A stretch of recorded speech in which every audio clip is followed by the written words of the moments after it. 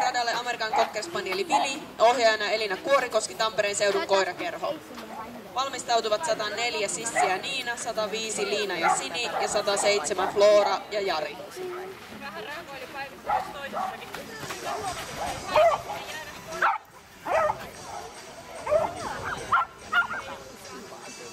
Siis miten